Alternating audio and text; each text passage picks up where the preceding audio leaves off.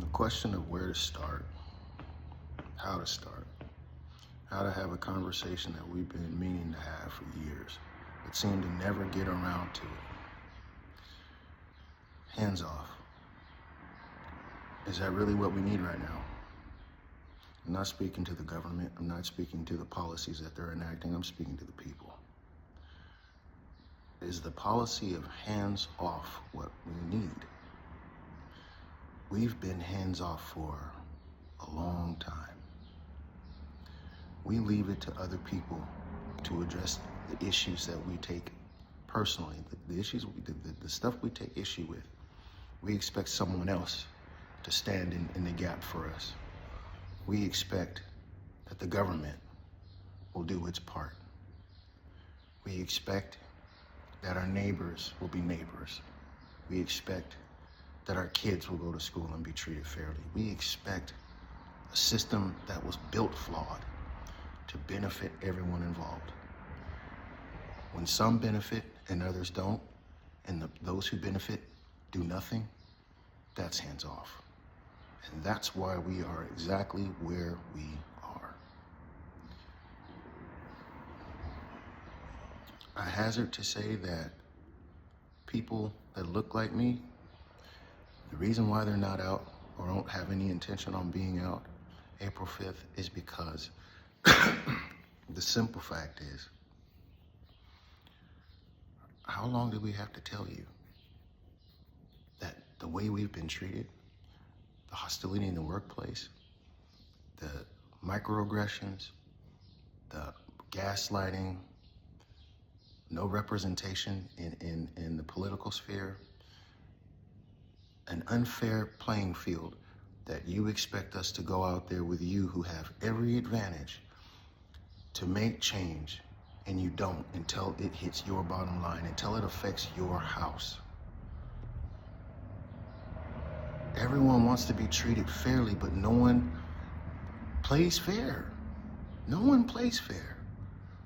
And since our presence isn't appreciated, then why don't we just give you the absence that you expect from us anyway? This whole issue of segregation, we've been segregated. We have been segregated. And black folks are like, you know what? Just at least it's out in the open. At least I don't have to wonder at least I know how you really feel. Those barbecue conversations and all the conversations that you have when no one else is listening, when you're around your group, your people, and you're able to speak freely. Those kinds of conversations come out in policy. They come out in the workplace. They come out in how you act when people who look like me, when they're walking up in the parking lot and you lock your door and you hit your transmitter on your car to lock it so that the person walking by hears that you're locking your door so that they won't break into your car. Now, I don't deny that there are some young people out there, what they call bipping. I don't deny people do stupid stuff. I don't deny that people have been vandalized in parking lots, but you treat the symptom, but you don't treat the problem. We're not educating our kids about what's what.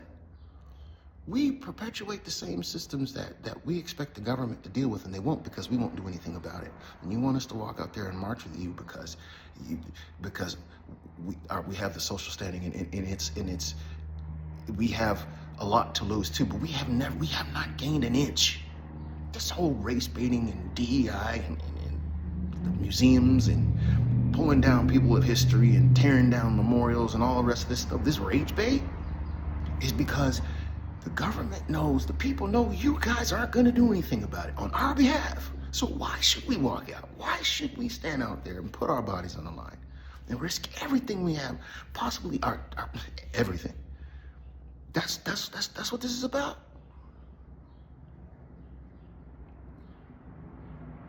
There's some making up to do, and it starts with you.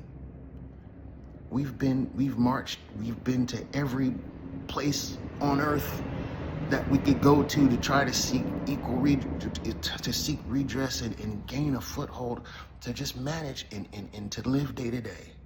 And that's all we got is day to day living. The dignity that you take for granted, we fight for every day. Black people I know, you know what we're doing. We're going back to our roots. And I know the people back in the day, they had something called faith. They had something called family. They had something called common sense. And the dignity that you cannot shake. A sense of self that I am worth living. I am worth fighting for. And since you won't fight for me, I'll fight for me. I'll fight for my family in my house. I'll fight for my neighbors up the street. I'll fight for my people across the country. I'll use social media and every other avenue that I have to educate my people and let them know that you're gonna be all right.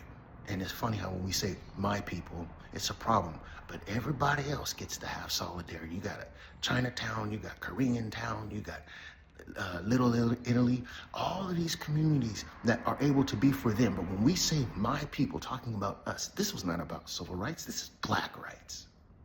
That's what it was supposed to be. But since we had the decency to realize that what we're doing affects not only us, then come on, we can all do this together. But you know what happens? Every time we have some sort of march, it gets hijacked by some other cause, and it becomes about that instead of about keeping the main thing the main thing. So since you guys want to take you want to take the space where we come to represent ourselves and represent our cause and our case, and you want it to be about you, then let it be about you this time. Go for it.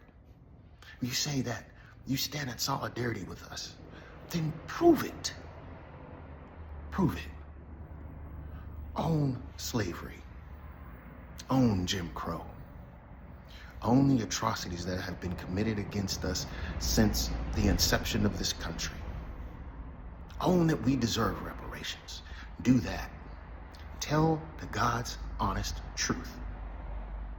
Don't hide behind white privilege and expect for us to use the black plight to come and bail you out of a system that you allowed to take shape because you did nothing, you had hands off, and you did nothing to begin with to inform the government that we will not stand for such lunacy. You want us to risk life and limb because now you're impacted, now you're affected. And this is not a slight against your race. This is a slight against the systems that prop it up and the people who do nothing about it but enjoy the benefits and then expect us to come out because now you're uncomfortable. Well, you need to feel some discomfort. You really need to feel some discomfort. Imagine how we feel every day. Every day. My people, whites only. Go in through the back door. Yes, no, sir. Can't look another man in the eyes. The little boy killed because someone lied and said. Then you know Emmett Till, right? Remember? Yeah. We have been baited. We have been polarized. Everything that could happen to us has happened on your watch. And when I say your watch, I mean, if you deny what has happened, then you allow what's happening to continue. And this is on your watch. History will tell what you do in the next few days, in this next 4 years. You have a responsibility. You have a responsibility as a human being.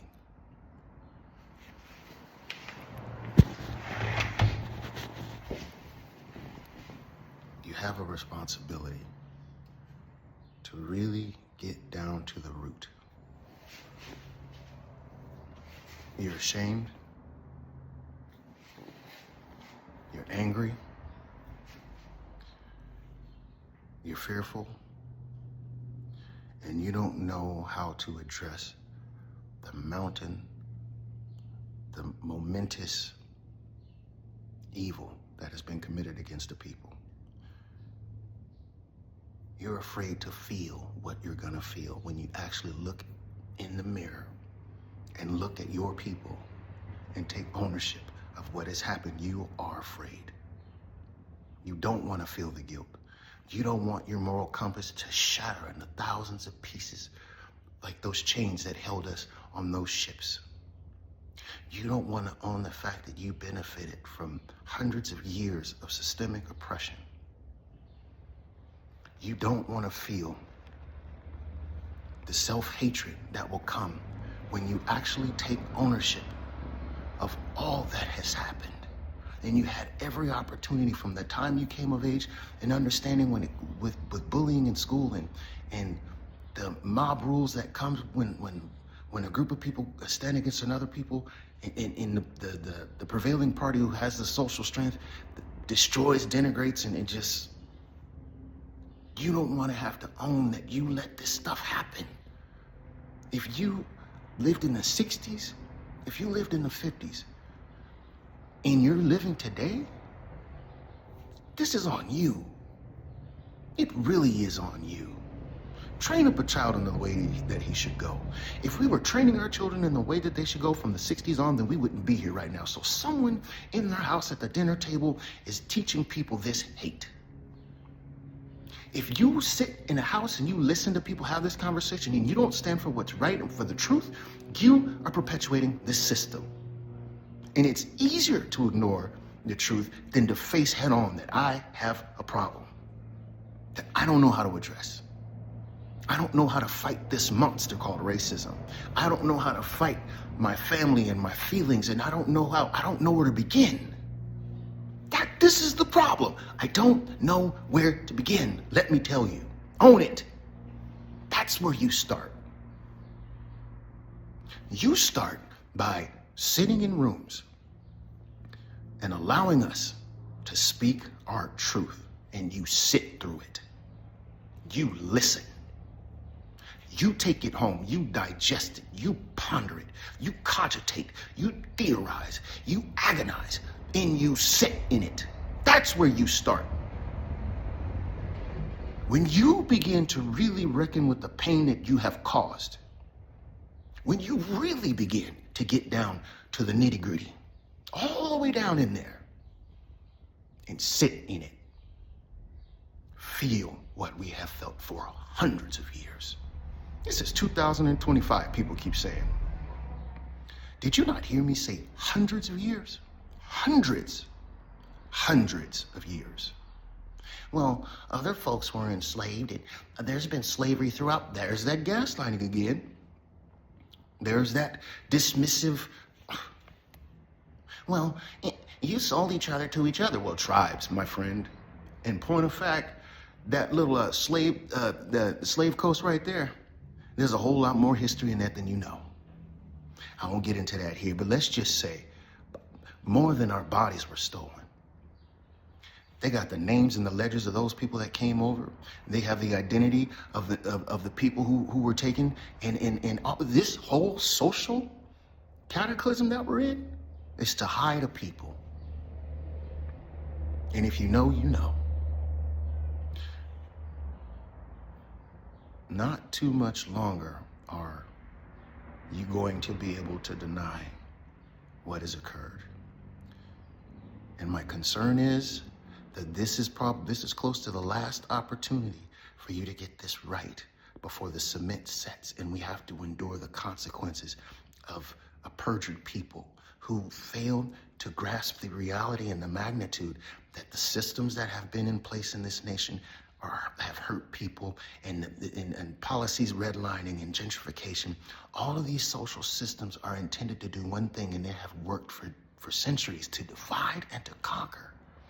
The only way we get through this is if we unify. And this is the fear, that we will unify against all odds, against... Unity is what we need, but we have always put our bodies on the line for unity. We have always turned the other cheek. We have always stood in the gap. We have always showed up. Always.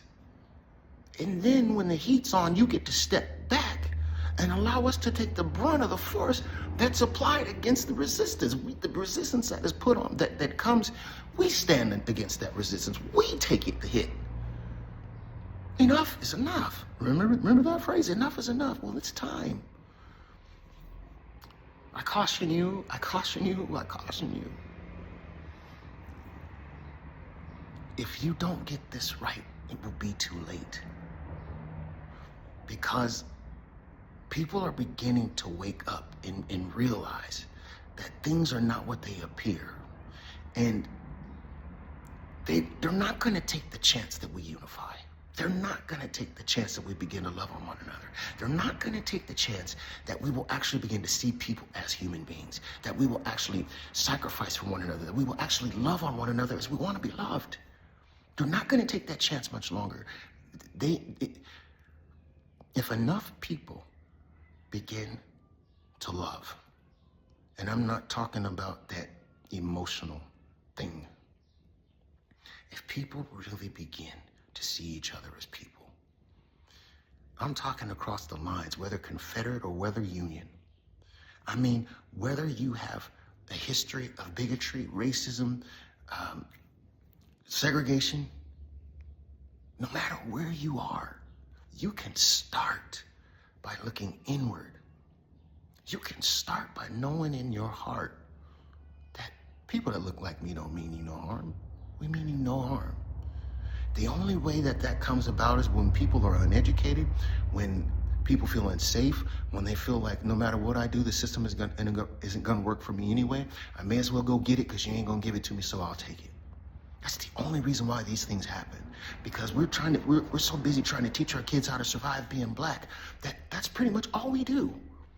We've been in survival mode for what? How many years? We have been in survival mode.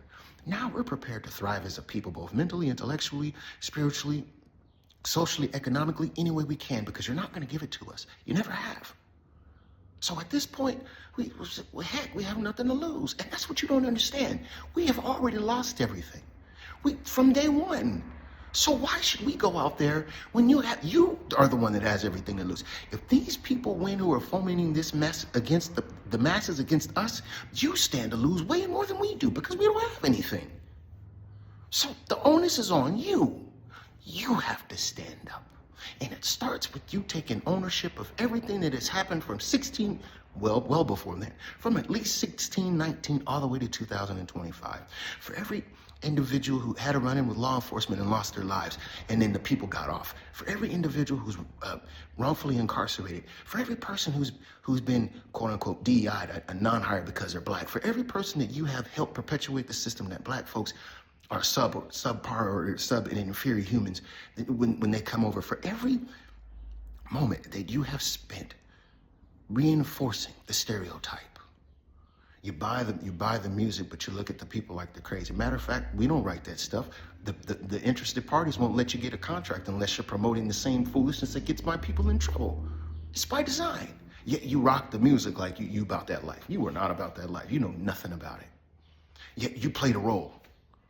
You let your kids listen to the music, but you won't invite the other people to your house.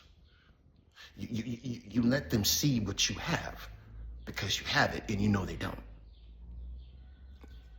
Your superiority complex is going to get this country in trouble. If you really want to see change in your government, if you really want to see change in your government, it starts with you. It starts at the dinner table, at your houses of worship, with your social circles, on your social media.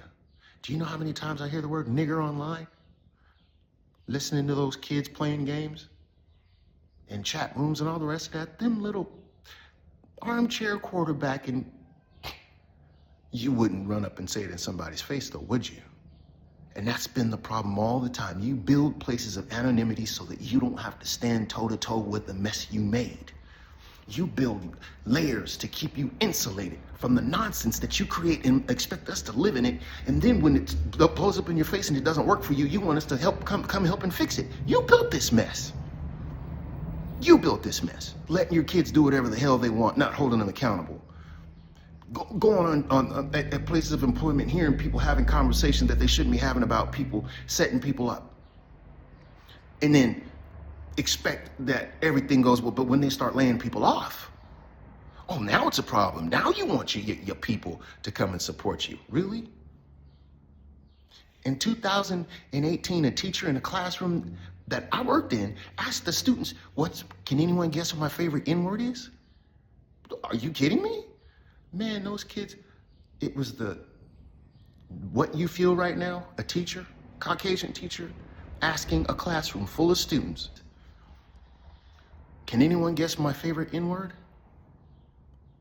How you feel right now? Imagine those students in the classroom. Imagine what the feeling was. We had DEI training at the school. I read the Willie Lynch papers. You know, I'm no longer working there. And there's a whole lot of stuff with that. I filed a grievance for discrimination. They hired people to investigate, and guess what they found? Oh no, there was no discrimination. We had, prior to that, we had DEI training, and I read the letters and we communicate our feelings, and it always becomes about someone else being diversified and having equity and being included, but anybody but us. But all the while, the systems that you benefit until they turn on you and create a reality that you can't stomach, you will let it run until the wheels fall off, until it hits your house. Then you want to make change. Well, how about understanding that if it comes to you, if it comes to us, it's coming for you. Because if you are the last line of defense in a society where systems in place erode and hurt the people who are governed, do you not understand they're coming for the strongest of us? The ones who can actually make change, the ones who have the financial capital to make change and to address the issues? At some point, if there's a system of tyranny which intends for everyone to be subjugated, then that tyranny must get to the top, but it erodes the pyramid from the bottom. It's not a top-down thing. The top is already taken care of. Why do you think that capstone is removed from the rest of the pyramid? So it erode the foundation, and then we got to get to the people who actually have the ability to make change. And we have to make sure that each part is incited or incensed against the other. Now this is your turn. This is your turn. We've done it for too long. You have to own your history. We live it every day. You have to feel the discomfort that's coming for you, that asks you to look at me and stop ignoring it. The reason why this is happening is because this is the last chance for you to own it and to admit your wrongs, publicly and otherwise, because the world is watching.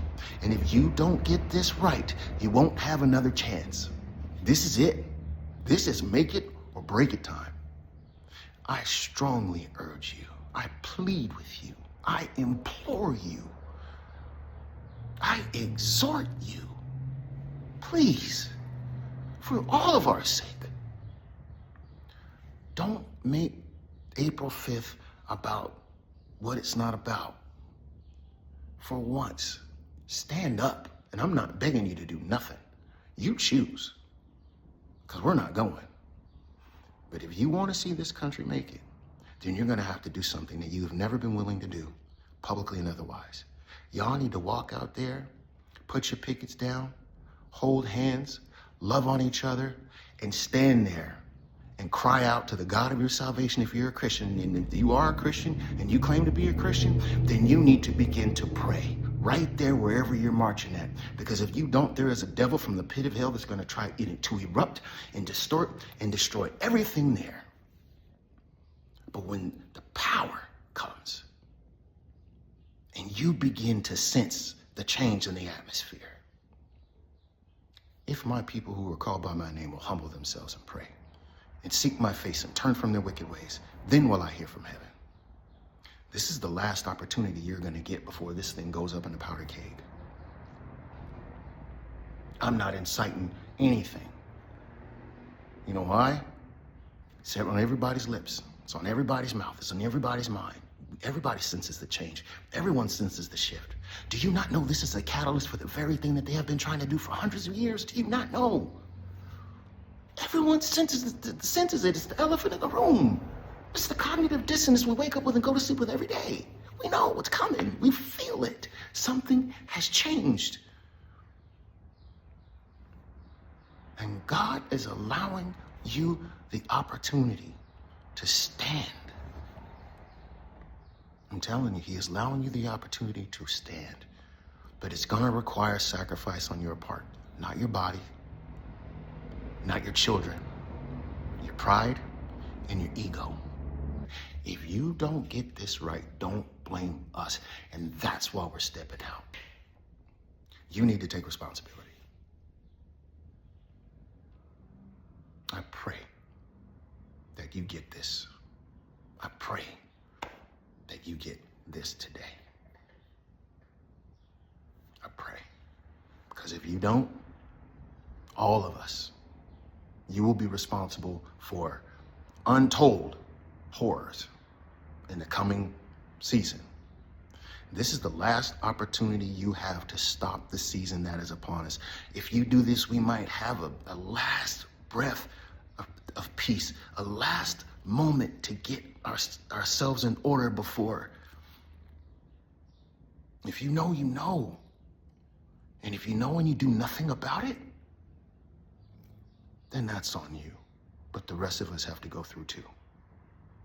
What are you gonna do? What are you gonna do?